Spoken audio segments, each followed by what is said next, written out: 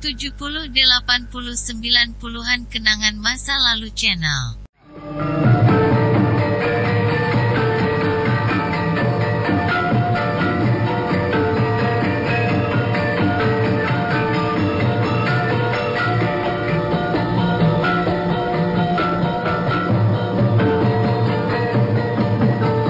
Dalam seri ke-171 ini, didukung oleh para pemain, Eli Ermawati sebagai Mesin, Firman dan Benny sebagai prajurit, Niko Haryoko sebagai kepala desa, Marlon sebagai kaki tanpa rawang, dan Asdi Suhastra pembawa cerita.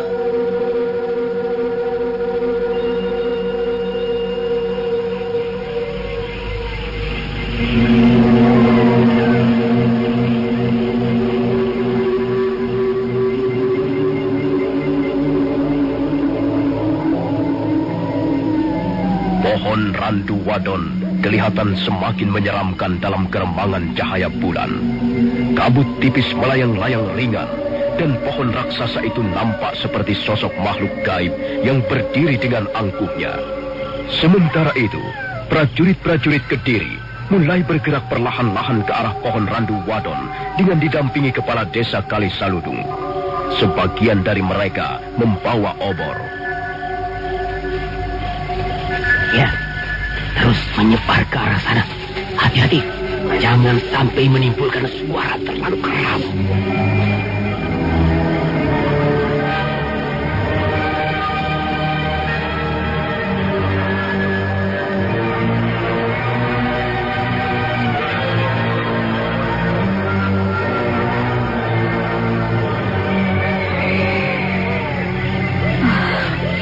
Mudah-mudahan saja usaha Nini Rangga Runting berhasil. Mudah-mudahan saja dia bisa menemukan Kakang Arya Kamandanu. Aneh sekali. Entahlah, mengapa tiba-tiba hatiku berdebar-debar. Perasaanku tidak enak. Sepintas lalu aku melihat cahaya api timbul tenggelam dari balik semak belukar. Jangan-jangan ada orang bermaksud datang ke tempat ini. Tapi, mau apa dia kemari? Biasa sajalah. Aku sudah menyerah pada nasib. Kalau memang malapetaka itu harus datang, dia pasti akan datang juga.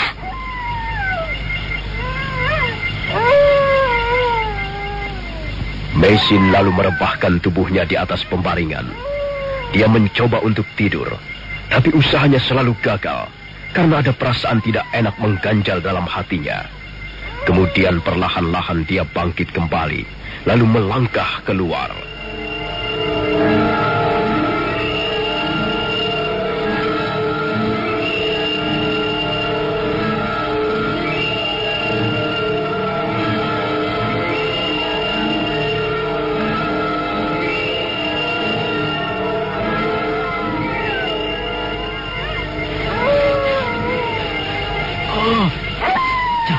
Pelita itu tidak ada lagi, Kakang. Oh, iya, benar Tuan.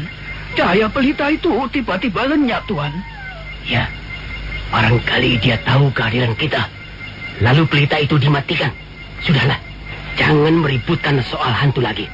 Aku tidak percaya ada hantu berani mengganggu manusia. Ayo, kita maju lagi.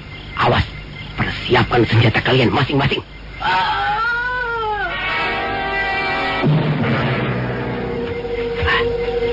Ada apa? Ada apa dengan prajurit itu? Dia tiba-tiba saja roboh, Tuan. Mungkin memang benar pohon randu wadon ini ada hantunya, Kakang. Omong kosong. Mana aku percaya? Lihat saja, Kakang.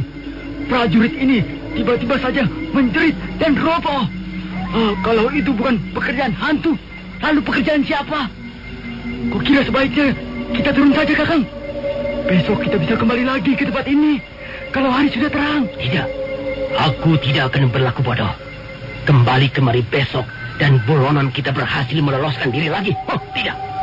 Kita akan teruskan rencana kita memeriksa keadaan di sekitar tempat ini. Khususnya di bawah pohon randu wadon di depan itu. Tapi kita sudah kehilangan seorang teman, Kakang. Lihat saja sendiri. Iya, benar Tuan prajurit. Ini peristiwa ini bukan main-main.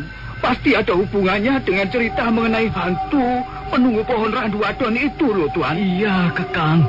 Kita kembali turun saja sekarang. Tidak. Sudah kukatakan tidak. Aku pimpinan rombongan sekarang ini.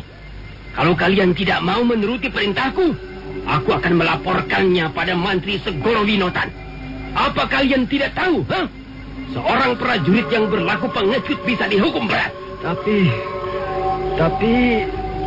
bagaimana dengan prajurit ini, Kakang? Apakah dia masih hidup? Agaknya dia sudah tidak bernyawa lagi, Tuan. Nah, memang aneh sekali, Tuan. Dia hanya menjerit sekali, lalu roboh. Lalu, ya, seketika menemui ajalnya, Tuan. Apakah ada luka-luka di tubuhnya? Kami tidak bisa melihatnya dengan jelas, Kakang. Tapi nampaknya tidak ada luka-luka yang bisa menyebabkan kematiannya. Kalau begitu biarkan saja dia. Mungkin saja tanpa sepengetahuan kita, dia sedang dalam keadaan sakit. Baringkan saja dia di bawah pohon itu. Besok pagi kita urus penguburannya. Sekarang mari kita lanjutkan rencana kita. Ayo cepat, kembali menyebar. Kepung pohon randu wadon di depan itu. Cepat! Ada apa itu? Ada apa itu? Celaka, Tuhan. Celaka. Ada lagi satu prajurit yang roboh. Ada lagi yang roboh, Tuan.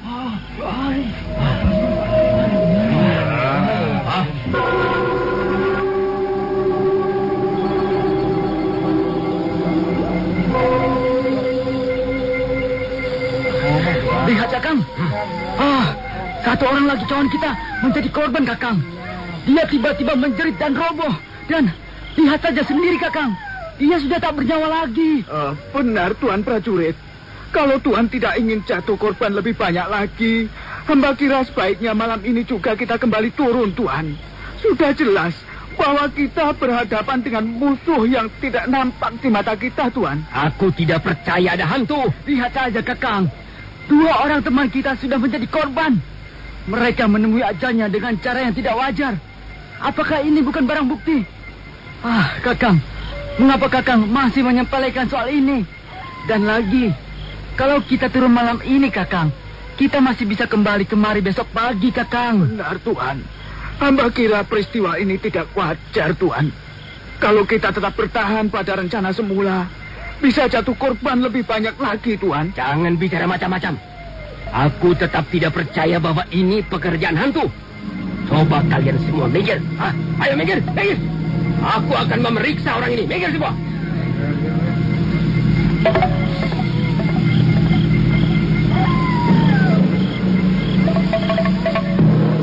Prajurit pimpinan rombongan itu membungkukkan tubuhnya. Kemudian dia membalikkan tubuh temannya yang sudah tidak bernyawa.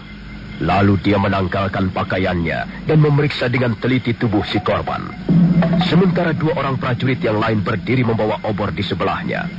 Mendadak prajurit pimpinan rombongan mengerutkan keningnya. Lalu dia mendengus perlahan. Aku tahu. Jelas ini bukan pekerjaan hantu.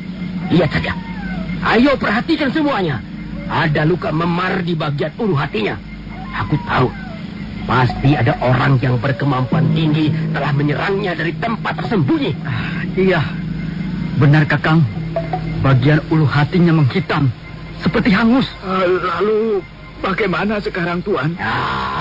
Kita telah dibokong. Kita harus lebih waspada lagi.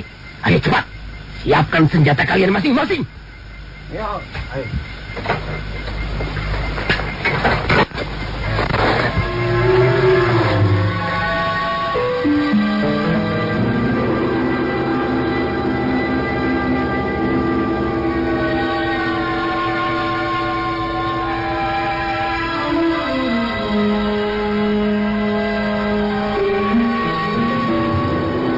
Prajurit-prajurit Kediri itu terus bergerak perlahan-lahan mendekati pohon randu wadon. Nampaknya pimpinan rombongan adalah seorang prajurit yang cukup berani. Sambil tangan kirinya membawa obor, sedangkan tangan kanannya menggenggam pedang terhunus, dia terus melangkah mengendap-endap.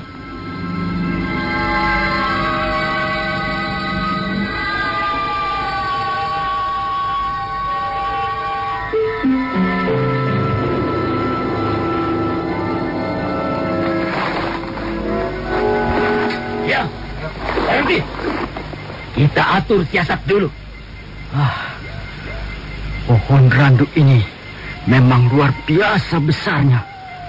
Akar-akarnya menjulur ke sana kemari dan pangkal batangnya kerowong menyerupai goa. Ya, sepertinya tempat ini ada yang menghuni, Tuan. Lihat saja, ada bekas-bekas kayu bakar untuk menyalakan api, Tuan. Siapapun yang menghuni tempat ini, kita harus menemuinya. Nah, kalian berdua pergi ke sebelah sana, ke samping pohon sebelah sana, ke arah timur. Dan kalian bertiga pergi ke belakang pohon. Sedangkan kalian semuanya berjaga-jaga di sini. Bersiap-siagalah. Kalau ada seseorang melompat keluar, aku akan berteriak. Dan kalian semuanya bisa langsung bertindak. Berhenti. Prajurit-prajurit Kediri itu segera mengepung pohon randu wadon. Sementara pimpinan rombongan sambil terus membawa obor dan menghunus pedang, melangkah ke arah pohon randu wadon yang bentuknya menyerupai sebuah gua.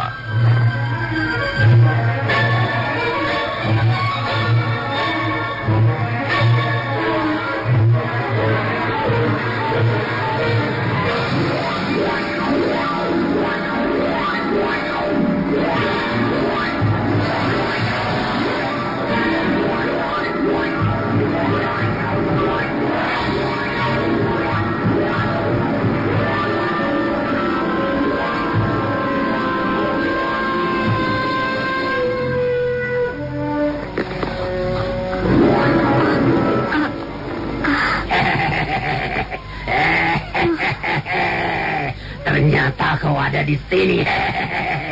Kalau begitu usahaku tidak sia-sia. Setelah kau kabur bersama perempuan tua itu meninggalkan desa Hambal, kami memang kehilangan jejakmu. Tapi kesalahan kami itu sekarang bisa kami tebus. Nah, bagaimana sekarang? Terserah Tuan. Tuan sudah dapat menemukan saya. Sekarang, lakukanlah apa yang akan Tuan lakukan terhadap diri saya. Bagus. Kalau begitu lebih bagus. Artinya, kau tidak mempersulit kami. Nah, sekarang ayo berdiri. Ayo cepat berdiri. Aku akan segera membawamu ke kota Singasari malam ini juga. Tubuh saya sangat lemah, Tuhan. Saya tidak kuat berjalan jauh lagi. Aku tidak peduli. Cepat berdiri. Kalau kau masih juga berbaring di situ, aku akan memanggil prajurit-prajuritku. Mereka akan segera menyeretmu keluar dari tempat ini. Kau masih juga tak mau berdiri? Saya tidak kuat berdiri lagi, Tuhan. Dusta. Kau memang brengsek. Apa aku harus menggunakan jalan kekerasan? Prajurit pimpinan rombongan itu kelihatan sangat kesal. Dia segera maju ke depan. Tangannya mencengkeram pundak Maisin. Pada saat itu, tiba-tiba dia merasakan tubuhnya terangkat ke udara. Dan selanjutnya...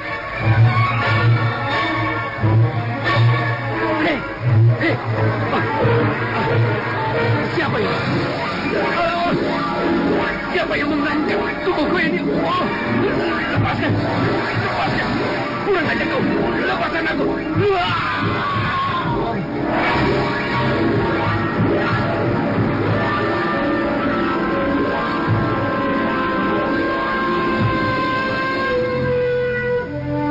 Ada apa, Kakang?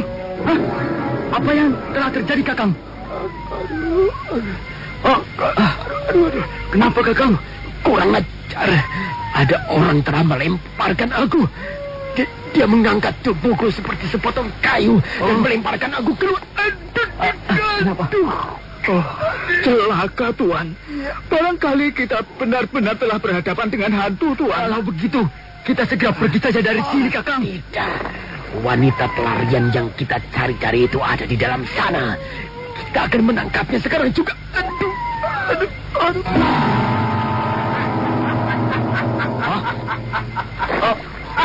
Siapa orang itu, Kakang? Dia tiba-tiba saja berdiri di depan pohon randu wadon. Kurang ajar. Pasti dialah orangnya. Dialah yang telah melempar aku ke tempat ini. Bagaimana rasanya? Sakit ya? Mungkin aku terlalu keras melemparmu. Tapi hal itu karena salahmu sendiri. Kau masuk ke rumah orang tanpa izin. Bahkan kau telah mengganggu pemilik rumah. Tutup mulutmu. Kami tidak mempunyai urusan denganmu. Siapakah kau ini, tua bangka? Jadi kau ingin tahu namaku? Dengar baik-baik. Namaku Kaki Tanpa Ruang. Orang-orang desa di bawah sana mengenalku sebagai hantu penunggu pohon randu lanang.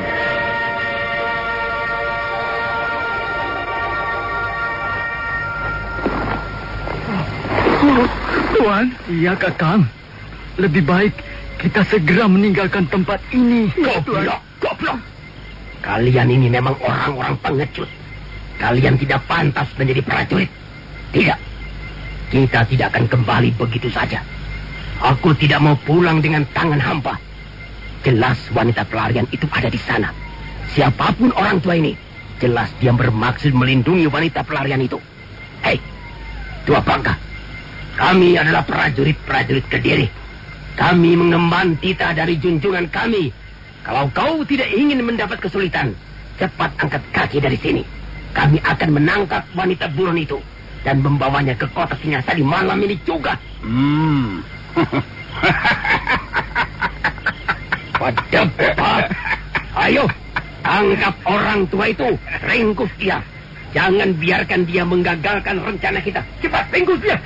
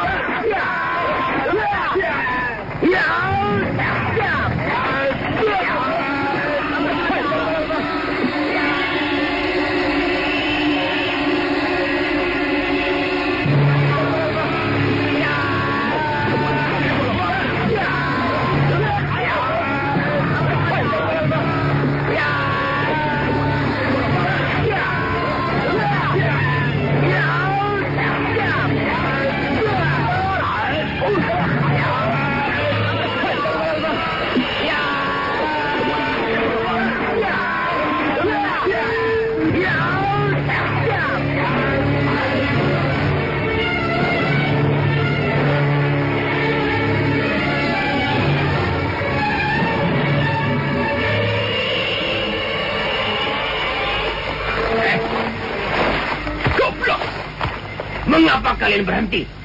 Ayo, sergap terus dia. Bunuh saja kalau memang dia terus melawan. Dia sudah kelihatan kerepotan menghadapi kita. Dia sudah kelihatan kedodoran pertahanannya. Sergap terus, dia pasti akan bisa kita robohkan. Kau keliru. Aku bukannya kedodoran. Aku hanya mencari cara bagaimana supaya bisa secepatnya mengusir kalian dari tempat ini. Dan sekarang aku telah menemukan cara itu. Lihatlah. Nah, kukira dengan ikat kepala geledekku ini kalian tidak akan berkutik lagi. Ayo.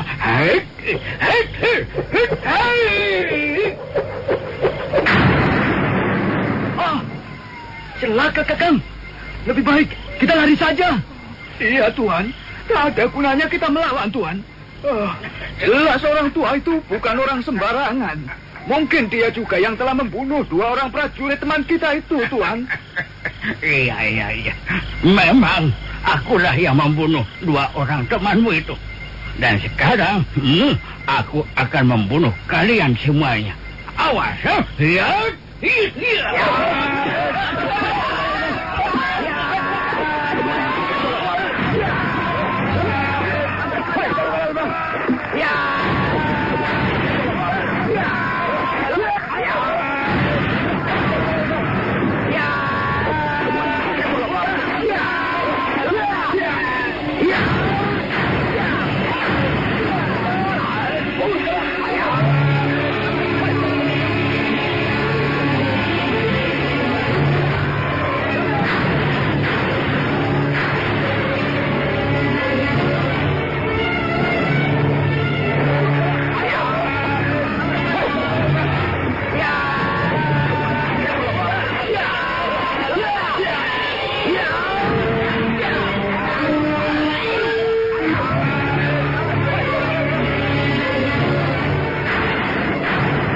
Laki-laki tua yang mengaku bernama Kaki Tanpa Rawang itu segera bergerak dengan seman.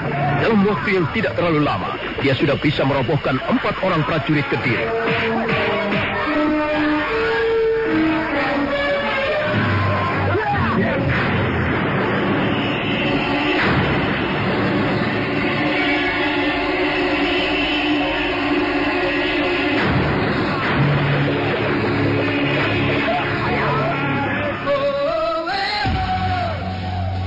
Kecap sedap lebih hitam, kental dan gurih.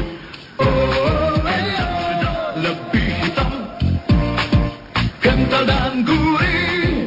Kecap sedap untuk semua masakan, untuk semua makanan. Pakai kecap sedap pasti lebih sedap dari bahan alami. Proses multifiltrasi, 3 kali penyaringan, higienis dan bergizi. Kecap sedap lebih hitam, kental dan gurih. Kecap sedap, kecap sedap, nikmatnya kecap sedap. Masakan apa saja pasti lebih sedap. Kecap sedap, rasakan bedanya. Karimata Malam, Karimata FM.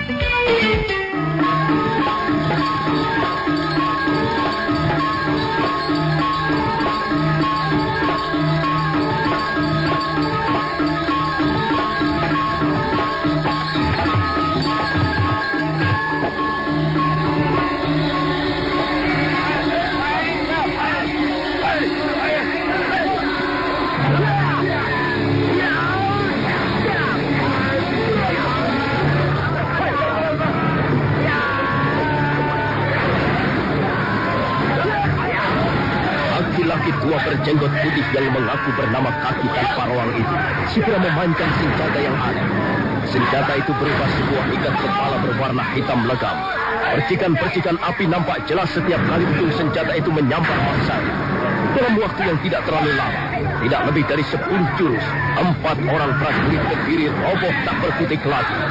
Melihat lawannya yang kelewat tangguh, prajurit pimpinan rombongan segera berteriak nyaring, mengajak kabur. Ayo lari! Cepat lari! Orang tua itu bukan lawan kita. Dia mempunyai senjata iblis. Cepat lari, cepat!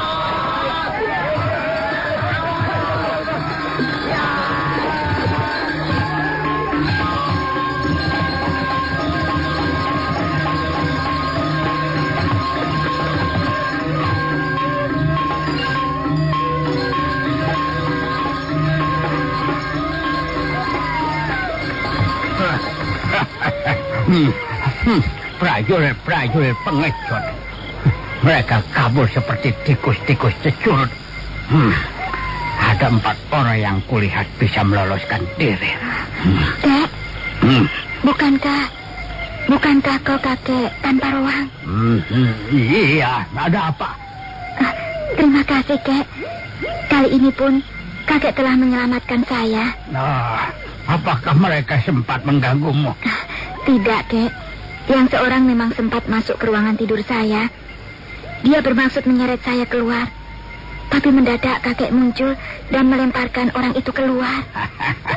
Iya, aku sudah tahu kehadiran mereka sejak sebelum senjata tadi. Mereka semua ada 10 orang. Yang 2 orang berhasil kulumpuhkan sebelum mereka mendekati pohon randu wadon ini. Maksudku, ya untuk menakut-nakuti yang lain. Tapi pimpinan rombongan itu agaknya cukup pandai. Akhirnya aku terpaksa mengusir mereka dengan jalan kekerasan. Agaknya mereka semuanya terbunuh, Kek. Iya, agaknya mereka semuanya sudah mati. Sisanya yang 4 orang berhasil kabur. Kau tunggu di sini sebentar ya. Kalau 4 orang itu tidak ikut dibereskan, mereka bisa menimbulkan kesulitan baru. Orang-orang seperti mereka memang tidak patut diampuni. Nah, aku pergi dulu.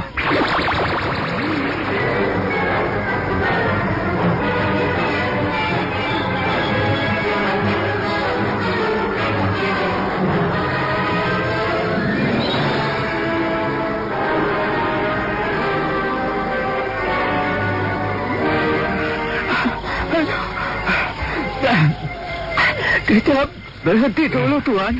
Aduh, nafas hamba mau putus rasanya. Berhenti dulu sebentar Tuan. Kurang ajar. Aduh.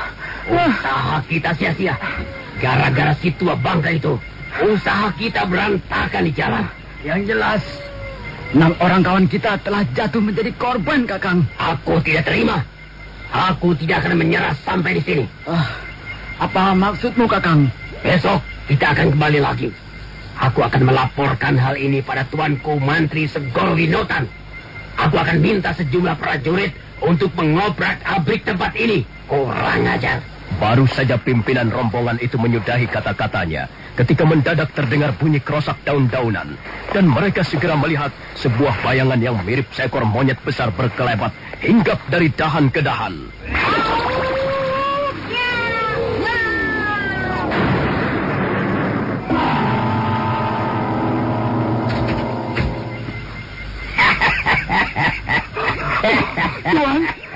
Tuan. Bagaimana Kakang? Bagaimana ini Kakang? Tikus-tikus securut yang malang. Kalian mau lari kemana? Kalian tidak akan bisa meloloskan diri. Daerah ini ku kenal dengan baik. Sebaik aku mengenal jari-jari tanganku. Baiklah. Aku percaya bahwa kau lebih mengenal daerah ini ketimbang kami. Sekarang apa yang kau inginkan dari kami, Kalau kalian mempunyai rasa setia kawan yang tebal, kalian pasti tidak akan melarikan diri. Sekarang kau bertanya apa yang kuinginkan dari kalian. Baik, akan kujawab. Aku tidak ingin melihat kalian berempat meninggalkan tempat ini dalam keadaan hidup. Tuan prajurit, dia akan membunuh kita juga, Tuan. Bagaimana ini? Bagaimana Tuan prajurit? Diam kau! Kepala desa cengeng. Kalau mendapat kesulitan kau menangis seperti anak kecil. Tapi kalau mendapat keuntungan, kau diam saja dan bersembunyi di balik keserakaanmu. Diam! Iya, Tuan. Mau diam apa diam? Iya. Diam! Baiklah. Kalau kau bermaksud membunuh kami, karena hal itu kau anggap lebih baik, terserah. Kami pun tidak akan tinggal diam. Bagus. Kalau kau ingin mati sebagai prajurit sejati, sekarang inilah saat yang paling tepat. Kau akan mati tidak percuma. Kau akan mati dalam menjalankan tugas. Dan bukan seperti seekor tikus mati di lumbung padi. Nah, bersiaplah.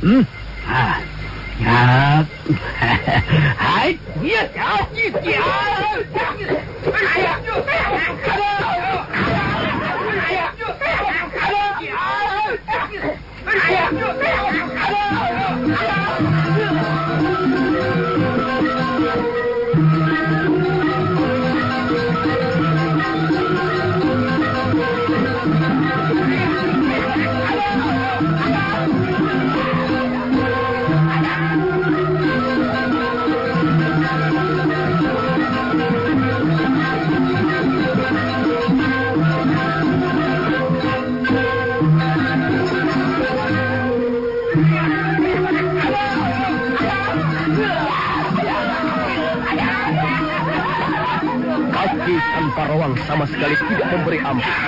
Ujung senjatanya berkali-kali menggeletar di udara. Yang menjadi korban pertama kali adalah justru prajurit pimpinan rombongan. Tubuhnya segera meliuk-liuk dan roboh begitu terkena sambaran ujung senjatanya yang aneh. Prajurit berikutnya menyusul. Tubuhnya sampai terpental sejauh 2 batang tombak ketika ujung ikat kepala geledek menyambar tulang lehernya. Prajurit ketiga bermaksud melarikan diri, tapi secepat kilat kaki Tanpa Rawang mengirimkan pukulannya yang dahsyat.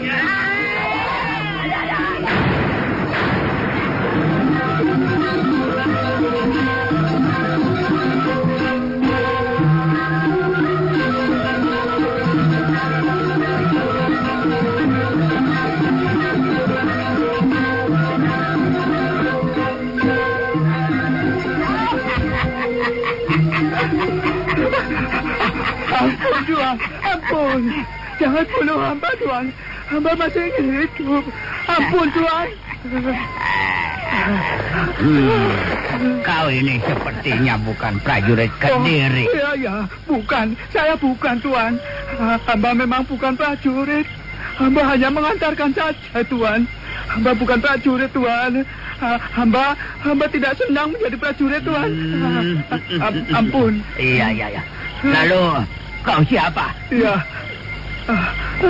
Hamba kepala desa Kali Saludung, Tuan. Hamba sebenarnya tidak mau pergi ke tempat ini. Tapi Tuan prajurit itu tadi memaksa hamba, Tuan. Jadi, ya, hamba terpaksa mengantarkan mereka, Tuan. Hamba hanyalah seorang kepala desa. Hamba tidak berani membantah keinginan mereka, loh, Tuan. Iya. Aku tahu kau bukan prajurit. Tahu. Kau hanyalah seekor kutu busuk. Iya, Tuan. Kutu busuk. Kau hanya mau hidup enak dengan menghisap darah orang lain. Oh, tidak, Tuan. Sama sekali tidak. Hamba bukan kepala desa seperti itu, Tuan. Hamba sudah berbuat banyak untuk memajukan desa Kali Saludung, Tuan. Hamba sudah berbuat segala-galanya untuk meningkatkan kesejahteraan warga desa hamba, Tuan. Bahkan hamba sudah rela kehilangan ratusan ringgit demi menolong warga desa yang kekurangan. Sungguh, Tuan. Hamba... Cukup. Ya. Aku tidak butuh pengakuan seperti itu. Semua orang tahu siapa sebenarnya kepala desa Kali Saludung itu. Kau tidak lebih dari seekor kutu busuk. Nah, sekarang kau harus menyusul teman-temanmu itu tadi. Jangan, Tuan. Jangan bunuh hamba, Tuan. Hamba masih ingin hidup, Tuan. Hamba mempunyai keluarga, Tuan. Hamba mempunyai anak yang masih kecil.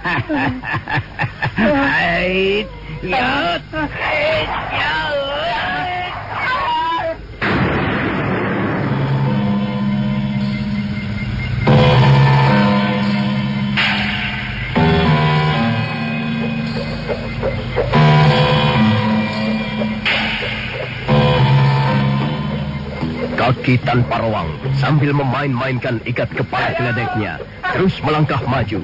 Sementara itu kepala desa Kali Saludung mundur-mundur sambil mengkerut ketakutan. Dia sama sekali tidak menyadari bahaya yang mengancam di belakangnya. Bahaya itu berupa sebuah jurang yang sangat dalam. Dan kepala desa itu terlambat ketika menyadari datangnya bahaya tersebut. Tolong, Tuan. Tolong hamba bisa jatuh ke dalam jurang, Tuan. Baik. Aku akan menolongmu, ya. Ya, Tuan. Terima kasih.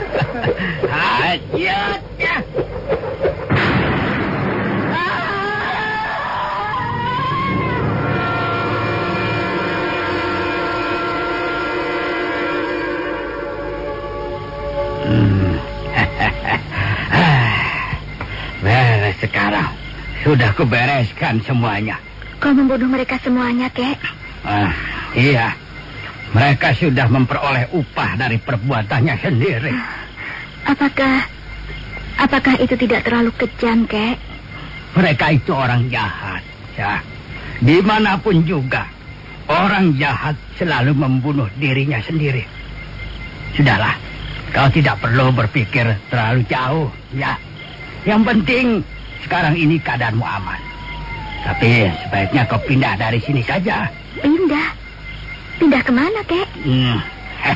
Ya, aku kira untuk sementara ini sebaiknya kau pindah ke Randulanang. Aku takut teman-teman prajurit itu ada yang menyusul kemari. Nah, nanti setelah kambing piot itu kembali, kau bisa tinggal di sini lagi sesukamu. Kalau begitu, baiklah, Kek. Saya menurut saja.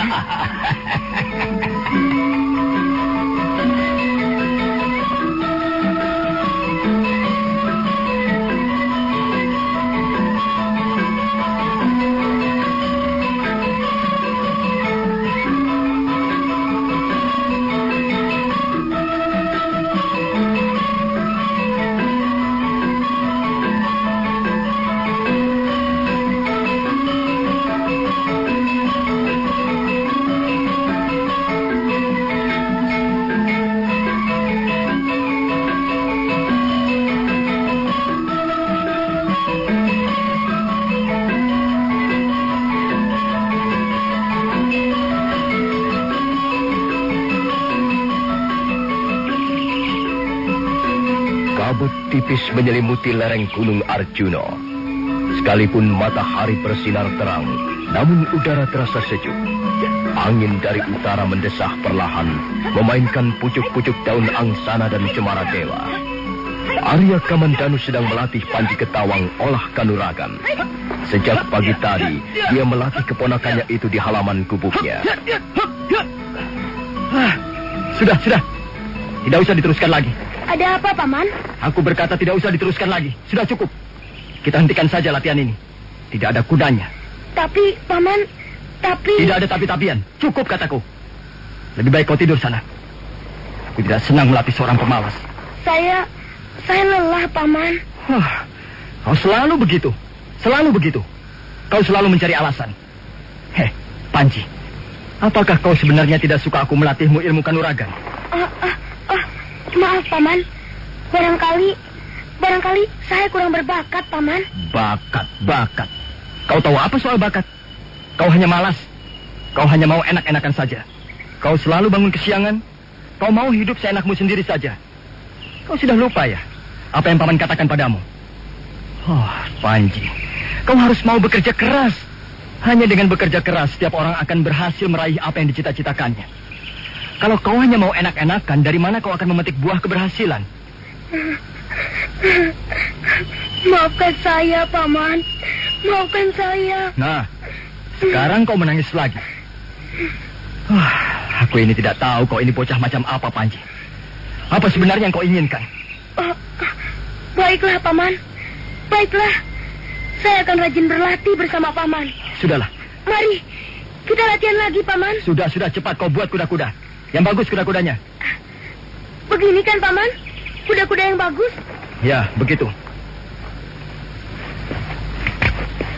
Nah, lihat Panji. Sepotong kayu ini boleh kau ibaratkan sebuah pedang. Ya. Sekarang kau harus menahan serangan-seranganku dengan sepotong kayu ini. Anggap saja kau diserang oleh musuhmu dengan sebilah pedang. Ya.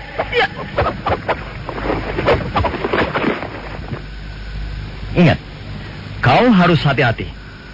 Sebab kalau tidak, kau pasti akan terkena pukulan sepotong kayu ini. Kau mengerti? Iya, Paman. Iya. Tapi jangan keras-keras mukulnya, Paman.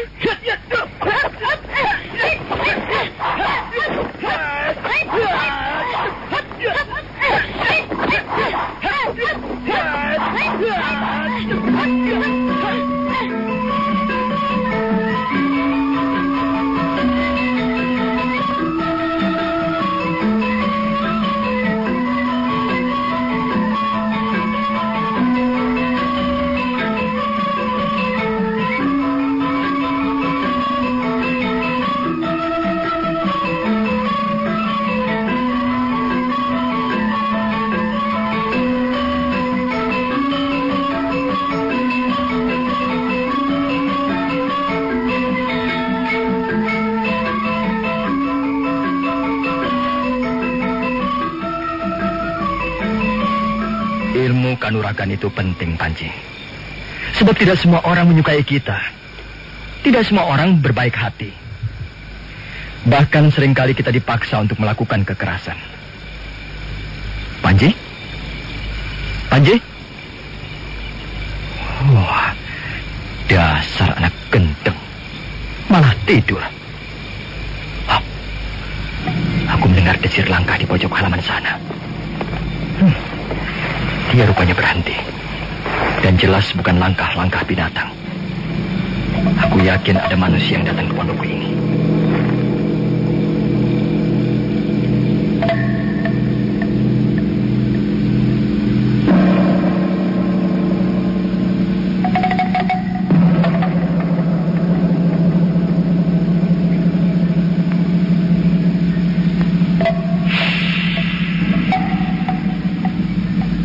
Pelan-pelan Arya Kamandanu bangkit dari atas pembaringan. Kemudian dia melangkah ke halaman. Suasana sangat sunyi dan lengang.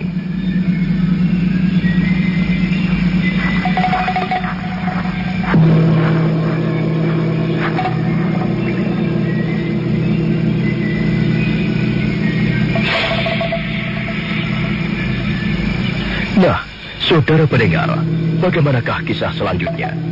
Siapakah sebenarnya yang datang ke pondok Arya Kamandanu? Dan apa maksudnya?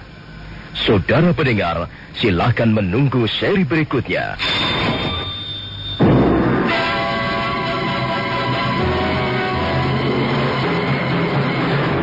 Demikian Sandiwara Radio Tutur Tinular.